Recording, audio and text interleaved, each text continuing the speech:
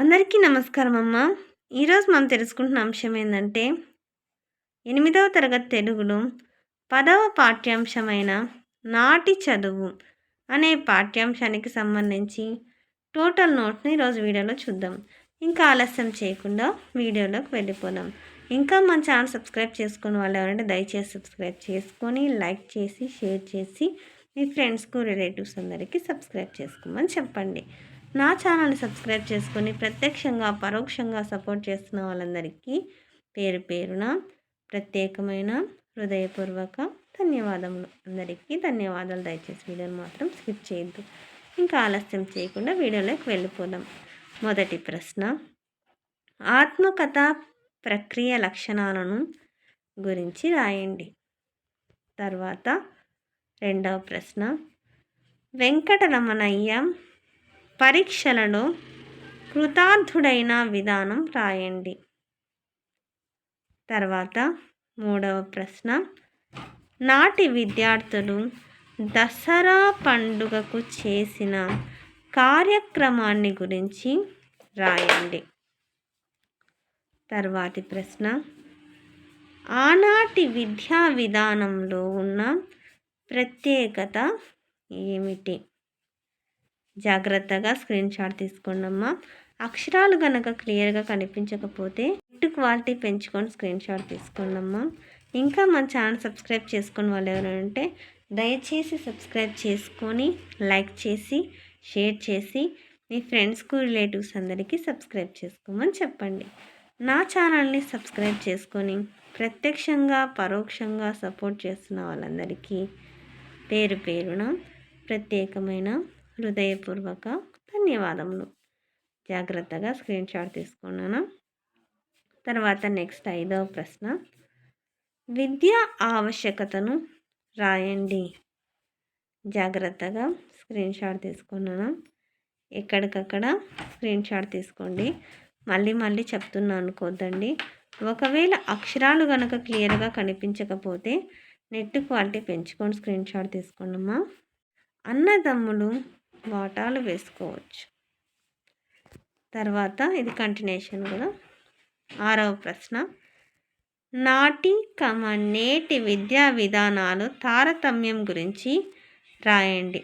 అంటే నాటి విద్యా విధానంకి ఇప్పటి విద్యా విధానానికి గల తేడా. జాగ్రత్తగా స్క్రీన్ షాట్ తీసుకోండి.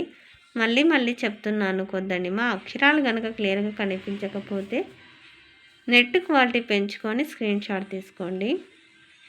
నెక్స్ట్ భాషాంశాలు పదజాలం.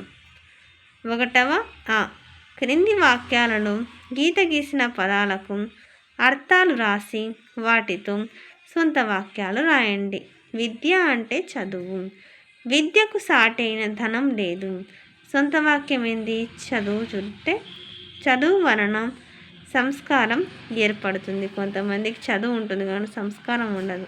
మనుషులను ప్రేమగా ఆప్యాయంగా ఇతరులకు మంచి చేద్దామనే ఆలోచనతో ఉండాలి. కానీ కొంతమంది మూర్ఖంగా ప్రవర్తిస్తుంటారు, ఎంత గొప్ప చదువుకున్న పెద్దవాళ్ళైనా. సరేలేమ్మా. పారితోషికం అంటే బహుమతి. సొంత వాక్యం, ఆటలలో గెలిచిన వారికి బహుమతులు ఇచ్చారు. నెక్స్ట్ కృతార్థుడు అంటే ఉత్తీర్ణుడు. నేను 10వ తరగతి 10% 100% అంటే 10 పాయింట్స్ పాయింట్స్ అయితే 10 అంటాం కదా, అట్లా ఫుల్ మార్క్స్తో ఉత్తీర్ణుడవుతాను. తర్వాత జ్ఞాపకం అంటే గుర్తు. వృద్ధులు దేనిని సరిగా గుర్తు పెట్టుకోలేరు. పాండిత్యం అంటే వైదుష్యం. ఎక్కువ పుస్తకాలు చదివితే వైదుష్యం పెరుగుతుంది. తర్వాత 2వ, క్రింది ప్రకృతి వికృతులను జతపరిచి రాయండి. సూర్యుడు ప్రకృతి, సూర్యుడు వికృతి. అమావాస్య ప్రకృతి, అమాస వికృతి. ఆర్య ప్రకృతి, అయ్య వికృతి. ఉపాధ్యాయుడు ప్రకృతి, ఒజ్జ వికృతి. భక్తి ప్రకృతి, బత్తి వికృతి. తర్వాత ప్రకృతి వికృతుల్లో అమావాస్య ప్రకృతి, అమావాస వికృతి. సూర్యుడు ప్రకృతి, సూర్యుడు వికృతి. ఆర్య ప్రకృతి, అయ్య వికృతి. ఉపాధ్యాయుడు ప్రకృతి, ఉజ్జా వికృతి. భక్తి ప్రకృతి, భక్తి వికృతి. వ్యాకరణాంశాలు. క్రింది సంధి పదాలకు తగిన విధంగా సమాధానాలను రాయండి. అక్షరాభ్యాసం అంటే అక్షర ప్లస్ అభ్యాసం సవర్ణ దీర్ఘ సంధి. సూర్యోదయం అంటే సూర్య ప్లస్ ఉదయం గుణసంధి. గ్రామాంతరం అంటే గ్రామ ప్లస్ అంతరం సవర్ణ దీర్ఘ సంధి. విద్యాలయాలు విద్యా ప్లస్ ఆలయాలు సవర్ణ దీర్ఘ సంధి. మధ్యాహ్నం అంటే మధ్య ప్లస్ ఆనం సవర్ణ దీర్ఘ సంధి. తర్వాత రెండవ, క్రింది పదాలకు విగ్రహ వాక్యాలను రాసి సమాసనామాను రాయండి. నా జన్మదినం, నా యొక్క జన్మదినం. కిన్కున్ యొక్క లోన్ లోపల షష్ఠీ విభక్తి అంటే షష్ఠీ తత్పురుష సమాసం. పెద్ద బాలశిక్ష, పెద్దదైన బాలశిక్ష. విశేషణ పూర్వపద కర్మధారయ సమాసం. పాత పద్ధతి, పాతదైన పద్ధతి. విశేషణ పూర్వపద.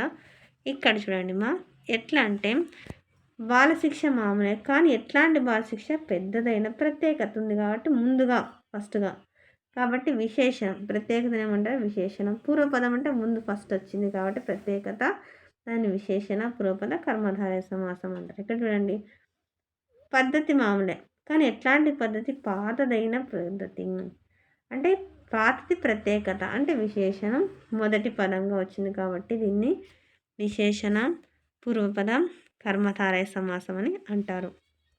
తర్వాత 2 గంటలు, రెండైన గంటలు. ఎప్పుడే కానీ సంఖ్య వస్తాను ఏమంటారంటే ద్విగు సమాసం. అందరికీ ధన్యవాదాలమ్మా. ఇంకా మన ఛానల్ సబ్స్క్రైబ్ చేసుకుని వాళ్ళు ఎవరంటే దయచేసి సబ్స్క్రైబ్ చేసుకొని లైక్ చేసి షేర్ చేసి మీ ఫ్రెండ్స్కు రిలేటివ్స్ అందరూ సబ్స్క్రైబ్ చేసుకోమని చెప్పండి. నా ఛానల్ని సబ్స్క్రైబ్ చేసుకుని ప్రత్యక్షంగా పరోక్షంగా సపోర్ట్ చేస్తున్న వాళ్ళందరికీ పేరు పేరున ప్రత్యేకమైన హృదయపూర్వక ధన్యవాదములు. అందరికీ ధన్యవాదాలు. దయచేసి వీడియోని మాత్రం స్కిప్ చేయండి. ధన్యవాదాలు.